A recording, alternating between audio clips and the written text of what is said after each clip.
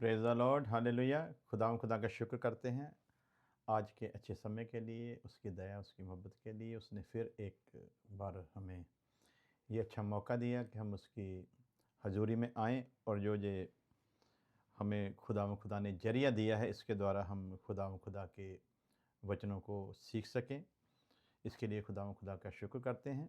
और जैसे हम अपनी हर वीडियो में बताते हैं कि जिन्होंने अभी तक हमारे यूट्यूब चैनल को सब्सक्राइब नहीं किया, वो ज़रूर इसे सब्सक्राइब करें, बेल आइकॉन को दबाएं और ऑल नोटिफिकेशन को टच करें ताकि हमारी हर वीडियो की अपडेट आप तक पहुंचती रहे। यदि आपको सब्सक्राइब नहीं करना आता, आप अपने परिवार के किसी भी सदस्य की मदद ले सकते हैं।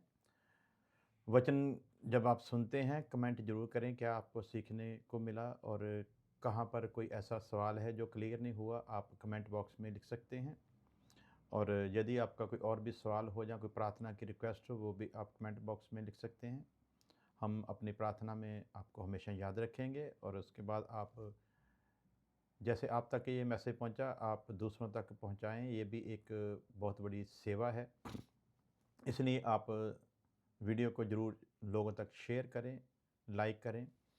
और ये भी आपकी एक सेवा है जिसके बदले में खुदा आपको बहुत आशीष और बरकत देगा। सो आइए हम आज खुदा के वचनों की ओर ध्यान देंगे। ज़बूर उसका 23 और 4 आयत को पढ़ेंगे। ज़बूर 23 4। चाहे मैं घोर अंधकार से भरी हुई तराई में होकर चलूं, चाहे मैं घोर अंधकार से भरी हुई तराई में होकर गुजरूं। अंधेरा कितना भी घना क्यों ना हो,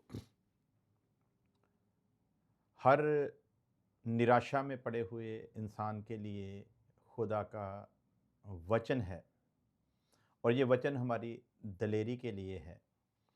और जो भी किसी भी तरह के संकट से बाहर निकलना चाहता है, वो ज़बूर में लिखी हुई इस आयत को हमेशा याद रखे। खुदा के पवित्र आत्मा के द्वारा ये सारा वचन है जो हम तक पहुंचा है। और पवित्र आत्मा जो अपने आप में खुदा है, कभी झूठ बोलता नहीं, झूठी तसल्ली भी नहीं देता। कभी कभी हम सोचते हैं कि समय बहुत लग गया है, लेकिन काम हुआ नहीं। निराश ना हो। समय की तरफ देखोगे तो चिंता में पड़ोगे, परंतु यदि खुदा की तरफ देखोगे तो चिंता हटती जाएगी। खुदा समय लेता है। और याद रहे, जितना ज़्यादा खुदा समय लेता है, महिमा भी उतनी ही बड़ी होती है। जितने ज़्यादा दुख में हम लोग जितने लंबे समय तक रहते हैं, दया भी फिर उसी के हिसाब से आती है। और जितना समय लगता है, उसमें दुनिया की नज़र में हमारे जीवन द्वारा परमेश्वर उतना ही ऊंचा होता है। सो घबराएं नहीं, समय की तरफ नहीं देखना, बल्कि समय को जिसने बनाया है, हमेशा उसकी तरफ देखना। हमारी ज़िंदगी में बहुत सारे ऐसे दुख तकलीफ़ें हमेशा आती रहती हैं। बहुत सारे परिवार हैं जो तरह तरह की वजह से वो परेशान हैं। बहुत सारे परिवार हैं जहाँ पति पत्नी का आपस में रिश्ता ठीक नहीं। बहुत सारे परिवार हैं जहाँ पर बच्चों के साथ माँ बाप का रिश्ता ठीक नहीं। बहुत सारे ऐसे परिवार हैं जिनका अपनी रिश्तेदारी में रिश्ता ठीक नहीं। सो ये सारी चीज़ें ज़िंदगी का एक हिस्सा हैं। और हर ज़िंदगी में ऐसे उतार चढ़ाव आते रहते हैं। इसलिए हमें दिलेर होकर पूरे विश्वास के साथ परमेश्वर में बने रहना है। याद रहे, ज़िंदगी तो वो भी जी लेते हैं जिनका कोई भी नहीं रहता संसार में। बहुत सारे लोग हैं जिनकी ज़िंदगी में ऐसी घटनाएं घटी हैं कि उनका कोई भी नहीं रहा, वो सिर्फ अकेले अकेले रह गए, तो ज़िंदगी उनकी भी बसर हो गई है। और ज़िंदगी में वो लोग भी बहुत दुखी रहे हैं जिनके पास सब कुछ था, दौलत, शोहरत, रिश्तेदारी और पति पत्नी और बच्चे, सब कुछ था। लेकिन सब कुछ होते हुए भी ज़िंदगी नर की तरह ही रही। सो खुदावंद खुदा हर चीज़ में बहुत कुछ सिखाता है, बहुत कुछ समझाता है। हर चीज़ हमारे लिए एक बड़ी शिक्षा की वजह बनती है। सो इसलिए ध्यान रखें, आप उनकी तरफ देखें जिनके पास सब कुछ है, लेकिन फिर भी कुछ नहीं। आप उनकी तरफ देखें जिनके पास कुछ भी नहीं लेकिन खुदा है। और बाइबल के वचन हमें हमेशा तसल्ली देते हैं, चाहे हमारा कोई भी ना रहे। बेशक ज़िंदगी भी ऐसी हो जाए कि वो हमेशा के लिए हमें छोड़ जाएँ। छोड़ जाने का हमेशा के लिए मतलब कि वो इस जहान से ही चले जाएँ। बेशक वो इस जहान में रहते हुए हमारे संग ना हों, लेकिन एक बात पक्की है, हमारा बनाने वाला हमेशा हमारे साथ है। और जब वो हमारे साथ है, तो फिर हमें किसी चीज़ की चिंता करने की ज़रूरत नहीं है। हमने अपना रिश्ता परमेश्वर के साथ मजबूत करना है, क्योंकि परमेश्वर के साथ रिश्ता मजबूत इसलिए करना है, जब सारे रिश्ते टूट जाते हैं, जब सारे रिश्तेदार छोड़ जाते हैं, तब एक है जो कभी हमें छोड़ता नहीं। तब एक है जिसने वायदा किया, मैं तुझे ना कभी छोड़ूंगा, ना कभी त्यागूंगा। जब वो हमारे साथ है, तो वचन कहता है फिर कौन हमारे खिलाफ है। सो ये बड़ी बहुत मैं एक बरकत की बात समझता हूँ कि बेशक हमारे साथ कोई नहीं, लेकिन मेरा बनाने वाला जो कभी बेवफा नहीं होता, वो मेरे साथ है। और उसमें जो आनंद है, वो दुनिया की किसी और शय में कभी मिलता नहीं है। सो इसलिए भजनकार लिखता है, चाहे मैं घोर अंधकार से भरी हुई तराई में हो, चैलेंज कितना भी बड़ा सामने क्यों ना हो, अंधकार इतना गहरा हो कि सामने कुछ भी दिखाई ना पड़ रहा हो, अंधकार ऐसा हो कि दुनिया की कोई रोशनी भी उस अंधकार को मिटा ना सकती हो, याद रहे, इस अंधकार को बनाने वाला मेरे संग है। वो अंधकार कितना भी गहरा क्यों ना हो, उसकी नज़रें उस अंधकार के बीच में भी सब कुछ देख सकती हैं। सो अंधकार ने कितना भी हमें घेरा क्यों ना हो, याद रहे ये अंधकार हमें उसकी आँखों से ओझल नहीं कर सकता, उसकी आँखें हम पर बनी रहेंगी। इसलिए चाहे घोर अंधकार से भरी हुई तराई में होकर चलूँ, तो भी हानि से ना डरूँगा। आज दुनिया की एक प्रॉब्लम हो चुकी है। जब ऐसी परेशानियाँ, ऐसी मुसीबतें, ऐसे संकट हमारे सामने आते हैं, तो हमें एक हानि से डर लगने लगता है। और याद रखें, जो मसीह में हैं, उनकी ना कभी हानि हुई और ना कभी हानि हो सकती है। हानि तो उनकी होगी जो इस संसार की किसी चीज़ को अपना समझते हैं। जिन्होंने अपना सब कुछ प्रभु यीशु मसीह को समझ लिया, उनके लिए अब कोई हानि नहीं। और हम तो मसीह में हैं। मसीह से पहले मसीह का सिर्फ दर्शन पाने वाला, मसीह के बारे में जानने वाला लिख रहा है कि चाहे मैं घोर अंधकार से भरी हुई तराई में से भी होकर गुजरूं, तो भी हानि से न डरूंगा। सो प्यारे अजीजों, एक बात के लिए अपने मन को पक्का कर लो, कोई हानि मेरा कुछ नहीं बिगाड़ सकती। हानि किसी भी किस्म की हो सकती है।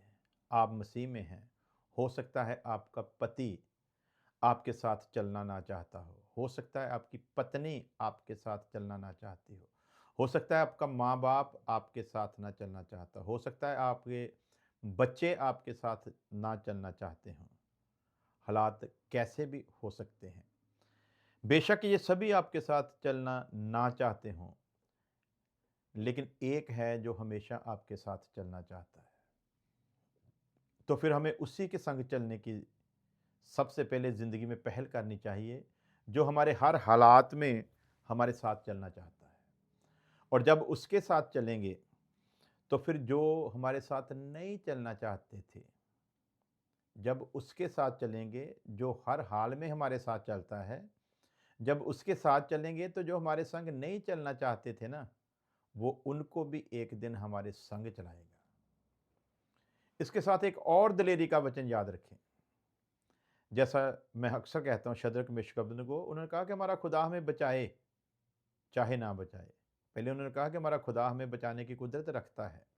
सो उसी तरह याद रखें, हमारा जो कुछ छिन गया है, हमारा जो कुछ लुट गया है, हमारा जो कुछ हमसे अलग हो गया है, वो हमें मिले या ना मिले, हमारा ईमान ऐसा होना चाहिए, वो मुझे मिले या ना मिले, मैं इसलिए परमेश्वर के संग नहीं चलूँगा कि वो मुझको मिल जाए।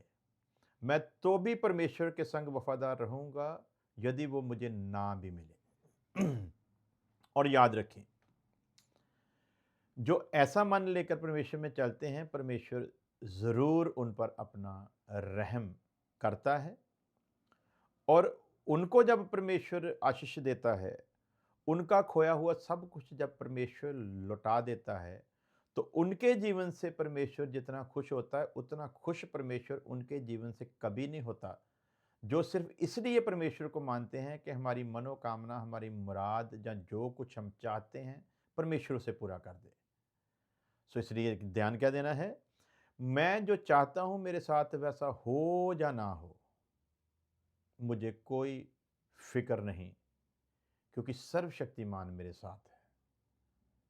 इसलिए इस भजन को हमेशा याद रखें, चाहे मैं घोर अंधकार से भरी हुई तराई में से होकर चलूँ, तो भी हानि से ना डरूँगा, क्योंकि तू मेरे साथ है। हानि से क्यों नहीं डर लगता? क्योंकि तू मेरे साथ है। अब यहीं से सारा सिस्टम जो है ना, वो समझा जा सकता है कि भजनकार इतने चैलेंज के साथ इस बात को क्यों डिक्लेयर कर रहा है। उसमें जो हीरो शब्द है ना, वो यही है, अंधकार कितना भी गहरा क्यों ना हो, मैं इसलिए नहीं डरूंगा, क्योंकि तू मेरे साथ है। क्योंकि तू मेरे साथ है, तेरे सोंटे और तेरी लाठी से मुझे शांति मिलती है। प्यारे अजीजों, लाठी से शांति मिलती है। लाठी अगुवाई करने के लिए भी होती है, और लाठी बिगड़े हुओं को सीधा करने के लिए भी होती है। सो लाठी की अलग अलग विशेषताएं हैं, तो हमारा विषय लाठी नहीं है, लेकिन हमारा विषय क्या है कि संकट में घबराएं नहीं, तकलीफ दुख में परेशान ना हो, बड़ी से बड़ी आजमाइश भी क्यों ना आ जाए, एक बात हमेशा याद रखना है, जैसा भजनकार कहता है, क्योंकि तू मेरे साथ है, तू मेरे साथ रहता है। जिसके साथ परमेश्वर रहता है, उसके साथ सारा संसार है। जिसके साथ परमेश्वर नहीं, उसके साथ फिर कुछ भी नहीं, उसके पास भी कुछ नहीं। सो याद रखें,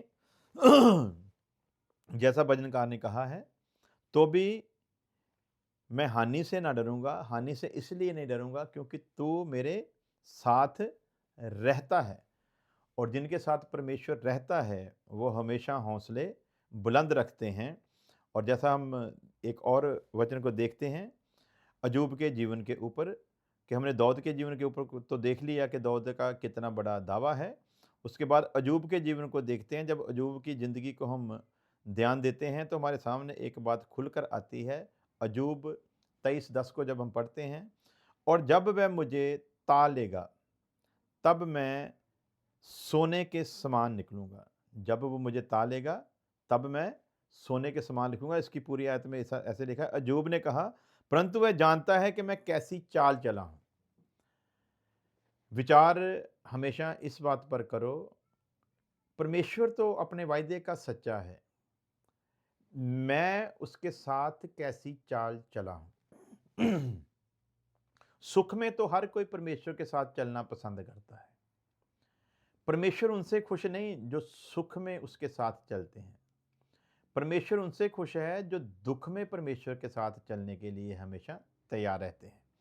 इसलिए अय्यूब कहता है, परंतु वह जानता है कि मैं कैसी चाल चला हूँ, क्योंकि अय्यूब को पता है कि मैं कैसे चलता हूँ, मुझको बनाने वाला जानता है। और जब वो मेरी चाल को जानता है, तो फिर वो दावे के साथ कहता है, जैसी भी मुसीबत मेरे पर क्यों ना आई हो, बेशक मेरा क्यों ना सब कुछ उजड़ गया हो, लेकिन बड़े गर्व के साथ वो कह रहा है, जब वह मुझे ता लेगा, यानी कि जिस आग की भट्ठी में उसने मुझे झोंका है, उसकी मंशा मुझे इस भट्ठी में नाश करने की नहीं, बल्कि क्या लिखा है, जब वह मुझे ता लेगा, तब मैं सोने के समान निकलूंगा।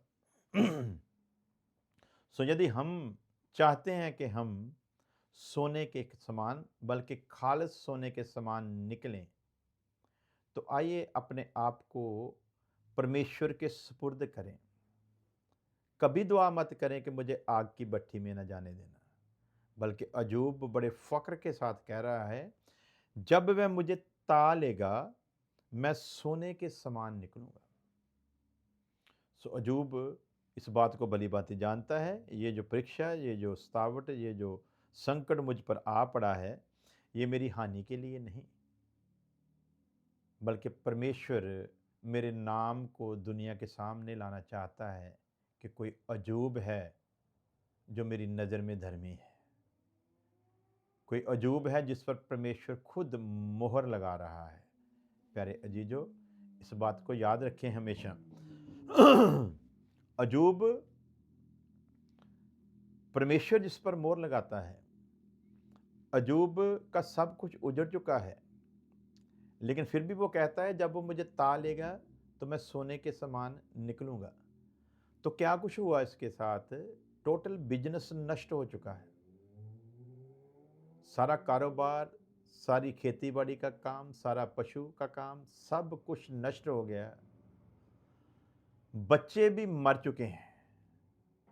हम तो कभी कभी इन चीज़ों से परेशान रहते हैं कि हमारे बच्चे हमारी आज्ञाकारी में नहीं हैं। इसके तो मर चुके हैं, लेकिन इसका विश्वास देखिए। हमारे पास तो फिर उम्मीद है कि हमारा परिवार जिंदा है, चाहे हमसे अलग है, लेकिन क्या है, जिंदा है। लेकिन इसका तो परिवार जिंदा भी नहीं रहा। तब भी वो कह रहा है, बेशक कुछ भी ना रहा हो, और उसने ऐलान किया, उसी ने दिया, उसी ने लिया, उसी का नाम मुबारक। उसने किसी चीज़ को अपना समझा ही नहीं। और जिसने भी परमेश्वर को खुश करना है, उसे भी यही चाल चलनी है। हमारे पास चाहे दुनिया का बेशुमार सब कुछ भी क्यों ना हो, हमें उस पर कभी मन नहीं लगाना। एक ही बात याद रखनी है, उसी ने दिया है, उसी का है, वो जब चाहे ले ले, मुझे कोई गिला नहीं है। परमेश्वर दिलों और गुर्दों को जांचने वाला है, हर चीज़ को परखने वाला है। जब ऐसा मन लेकर बैठेंगे, तो हम सोच नहीं सकते खुदा हम पर कितना खुश होता है। सो याद रखें, अय्यूब के जीवन को याद रखें। संकट में है, घोर अंधकार से भरी हुई तराई में है, चाहे सब कुछ उजड़ चुका है, चिंता ना करें। जो दाऊद पर रहम कर सकता है, जो अय्यूब के नसीब को बहाल कर सकता है, वो परमेश्वर आज भी जीवित है, वायदों का सच्चा है, कहकर कभी पलटता नहीं, कहकर कभी पीछे नहीं हटता। अंत तक वो सदा हमारे साथ है। तो जब साथ है, तो फिर संकट कैसा? इसलिए यिर्मयाह ने लिखा है, यहोवा मेरा भाग है, यहोवा मेरा हिस्सा है। विलाप गीत 23-24 में ऐसा लिखा है, यहोवा मेरा भाग है, वो मेरा हिस्सा है, इस कारण मैं उसमें आशा रखूंगा। आशा दुनिया की चीज़ों में ना रखें। जो आपका निकल गया है उस पर आशा ना रखें, जो आपका रिश्तेदार है उस पर आशा ना रखें। माँ बाप, भाई बहन, रिश्तेदार, सगी संबंधी, बेटे बेटियां, किसी पर, माँ बाप, पति पत्नी, किसी पर भी आशा ना रखें। क्यों? क्योंकि इंसान होते हुए इनके अंदर बेवफाई का बीज है। वो किसी समय भी काम कर सकता है, लेकिन वफादार परमेश्वर जब हमारे साथ है, जब हमने उसे अपना हिस्सा बना लिया, जब हमने परमेश्वर को ही अपना भाग मान लिया है, तो परमेश्वर का सब कुछ हमारा है। तो इसलिए याद रखें, यिर्मयाह इसे फ़क्र के साथ कहता है, यहोवा मेरा भाग है, इस कारण मैं उसमें आशा रखूँगा। हमें भी ये ऐलान करना है, यदि संकट को हराना है, समस्या को धकेलना है, फ़तेहमंद होना है, तो हमें भी ज़रूरी है कि इन सारी चीज़ों पर फ़तेहमंदी पाने के लिए हम ये फ़ैसला लें कि हर चीज़ को पीछे रखते हुए अपना भाग परमेश्वर को बनाएं। और जिसका भाग परमेश्वर हो गया, परमेश्वर ने जो कुछ बनाया उसका मालिक परमेश्वर है। तो जब हमने उसी को अपना भाग बना लिया, तो फिर जो कुछ उसका है वो सब कुछ हमारा है। इसलिए इस कारण मैं उसमें आशा रखूँगा। जो मेरा भाग है, मैं उसी में, अगर हम संसार की चीज़ों को अपना भाग मानते हैं, तो हमारी आशा उन्हीं तक सीमित रहेगी। और संसार की चीज़ें सीमित हैं। संसार की चीज़ें नष्ट होने वाली हैं। संसार की चीज़ों की एक्सपायरी डेट है। यदि हम इन्हें हिस्सा बनाएँगे, ये कभी भी ख़त्म हो सकती हैं। ये सर्वदा के लिए हमारा हिस्सा बनी रह सकती नहीं। इसलिए हिस्सा किसे बनाएं? जो आदि से है और अंत तक बना रहेगा, जो ना कभी मिटा ना कभी मिट सकता है, जो था, जो है और जो आने वाला है। उसी की महिमा हो, उसी को अपना भाग बनाएं, उसी को अपने जीवन का हिस्सा बनाएं, उसी को अपनी जिंदगी के हर पहल काम में उसे सामने रखें। और जब उसे हिस्सा बनाएंगे, याद रखें, जब यहोवा मेरा हिस्सा है, जब मेरा पिता मेरा हिस्सा है, तो फिर दुनिया के सारे हिस्से मेरे ही हैं।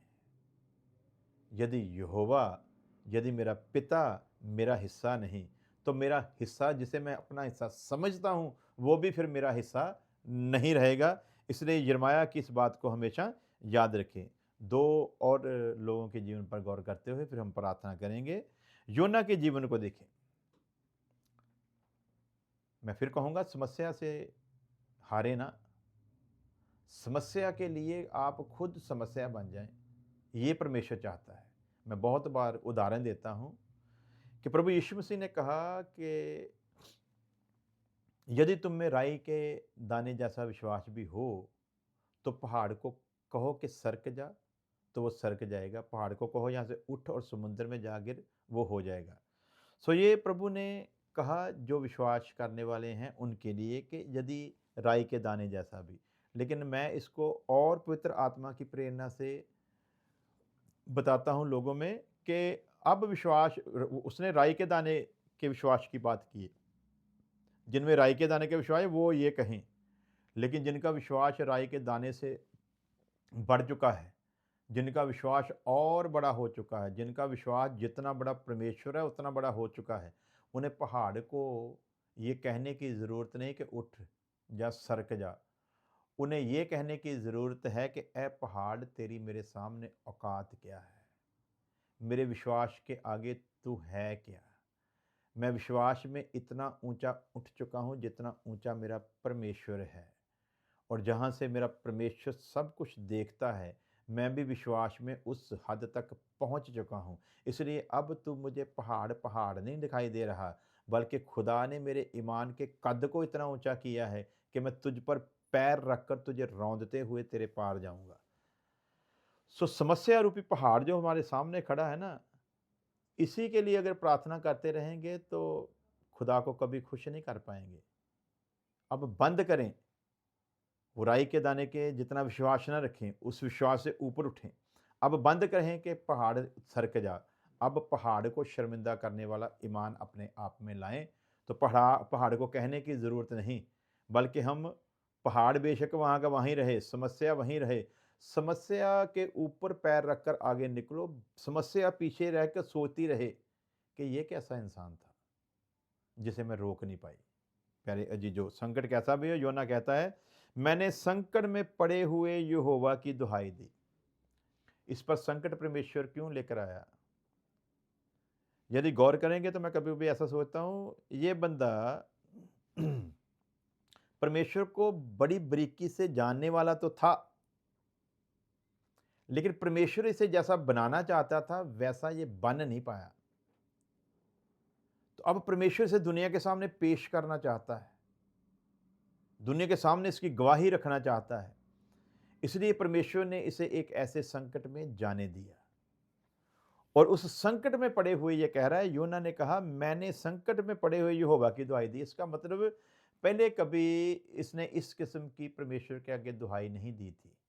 तो दुहाई देने का मौका कब मिला? जब ये संकट में पड़ा। और क्या कहता है? उसने मेरी सुन ली। कब सुनी? जब ये संकट में पड़ा। संकट के तजर्बे को भी इसने हासिल किया और संकट इसके सामने फिर शर्मिंदा हुआ और उस संकट को इसके सामने परमेश्वर ने शर्मिंदा किया। अगर ये संकट में ना जाता शायद ये इस किस्म की दुहाई ना देता, और यदि ये इस किस्म की दुहाई ना देता तो शायद यूना आज यूना के उस मुकाम के हिसाब से जाना ना जाता जैसा परमेश्वर ने इस पर संकट लाकर इसे बाइबल के नामवर लोगों में शामिल किया है। सो प्यारे अजीजों, हमारे ज़िंदगी में भी बड़ी मुश्किलें आई होंगी, बड़े ऐसे संकट, बड़ी मुसीबतें होंगी। याद रखें, परमेश्वर किसी ख़ास जगह पर हमें फिट करना चाहता है, इसलिए ये सब कुछ उसने हमारे साथ होने दिया। वरना मुसीबतों, संकटों, परेशानियों, दुख, बीमारियों को हटाना परमेश्वर के लिए कोई बड़ी काम नहीं है। लेकिन वो इनमें रहने देता है इसलिए कि वो हमें एक ख़ास मुकाम देना चाहता है। सो एक और बार रेफरेंस देखेंगे, उसके बाद दुआ करेंगे। जो भी परेशानी में है, जो भी मुसीबत में है, जो भी दुख में है, वो एलीजा को याद रखें, अलीशा को सॉरी। अलीशा ने कहा मत डर, विश्वास देखें, आगे सेना है और सेना बड़े खतरनाक मूड में है। लेकिन अलीशा क्या कह रहा है? मत डर, क्योंकि जो हमारी ओर है वह उनसे अधिक हैं जो उनकी ओर हैं। प्यारे अजीजों, यहाँ पर इस बंदे का विश्वास देखें। एक बड़ी सेना सामने है, दूसरी तरफ अलीशा एक अकेला है, लेकिन खुदा पर भरोसा है और उसे पता है जिस तरफ खुदा है उस तरफ जीत है, जिस तरफ खुदा नहीं उस तरफ जीत भी नहीं। युद्ध सेनाओं के बल से नहीं बल्कि परमेश्वर के आत्मा की शक्ति से जीता जाता है, और वो आत्मा उसने हमें दिया है। उस आत्मा में लीन होकर प्रार्थना करें। हर दुख, हर परेशानी, हर किस्म का बोझ, हर किस्म की बीमारी, जो भी चैलेंज सामने हैं वो सब के सब एक एक करके हटते जाएंगे। इन जिंदगियों पर हमने ध्यान दिया है, इनके सामने समस्याएं बड़ी थी, लेकिन इन्होंने समस्याओं को बड़ा नहीं समझा, इन्होंने समस्याओं से बड़ा खुदा को समझा। इसलिए जब खुदा को बड़ा समझा, समस्याएं छोटी हो गई। आपकी भी समस्याएं आज छोटी होंगी यदि आप भी इनकी तरह समस्याओं को छोटा और खुदा को अपने जीवन में बड़ा समझेंगे। जितनों ने भी ध्यान लगाकर सुना है, मुझे पता है खुदा का दास होते हुए मसीह में चलने वालों की ज़िंदगी में अक्सर दुख, तकलीफ़ें, परेशानियां रहती हैं। कभी कभी विश्वास की कमी के कारण हम लोग डोल जाते हैं, घबरा जाते हैं, लेकिन चिंता करने की ज़रूरत नहीं। यदि खुदा इनके जीवन में वफादार था तो हमारे जीवन में और ज़्यादा वफादार है। तो आइए हम प्रार्थना करते हैं। आप विश्वास के साथ यदि सुन रहे हैं इस प्रोग्राम को तो विश्वास के साथ आप बैठें। यदि कोई ऐसा काम जो अभी तक हुआ नहीं और आप चाहते हैं कि खुदा की कृपा से हो जाए, तो अपने दिल पर हाथ रखें। मैं खुदा का दास होते हुए प्रार्थना करूंगा। रहम खुदा करने वाला है, वो ज़रूर करेगा यदि आपने मन लगाकर आज के वचन को सुना है। यदि कोई बीमारी है तो बीमारी पर हाथ रखें। यदि कोई बे औलाद है तो वो बहन अपने पेट पर हाथ रख ले। और यदि कोई भी ऐसी समस्या है जो आपको लग रहा है कि ये जाने वाली नहीं, या इसका हल नहीं है, याद रखें हर मुसीबत का हल सर्वशक्तिमान परमेश्वर है जो हमारा पिता है। तो आइए उसे पिता मानते हुए बच्चों की नाई उसके आगे झुकें, ईमान के साथ उसकी तरफ ध्यान करें, वो आप पर रहम करेगा। प्यारे खुदावंद खुदा, जितने भी लोगों ने तेरे इस वचन को सुना और जितनों ने भी ईमान किया और जितनों ने भी चाहा कि उनके लिए प्रार्थना की जाए, प्यारे खुदावंद खुदा, उन सारी ज़िंदगियों की हर एक समस्या को, हर एक ज़रूरत को तेरे तख्त के आगे लेकर आते हैं खुदावंद खुदा। तो सब कुछ करने की कुदरत रखता है और हमें पूरा यकीन है कि आज हम जो दुआ करेंगे और जिस काम के लिए लोगों ने अपना हाथ अपने दिल पर या बीमारी पर रखा है या जिस काम को सोचा है, प्यारे प्रभु, हमारा पूरा विश्वास है तो रहम करेगा और अपनी कुदरत को उनके जीवन में दिखाएगा। प्यारे खुदावंद खुदा, इन सारी ज़िंदगियों को और इनकी सारी ज़रूरतों, समस्याओं को, बीमारियों को, परेशानियों को और हर एक बे औलाद ज़िंदगी को तेरे तख्त के आगे पेश करते हैं। तो अपना फजल बढ़ा, हाथ बढ़ा और दया कर, यस्सु मसीह के नाम में, आमीन।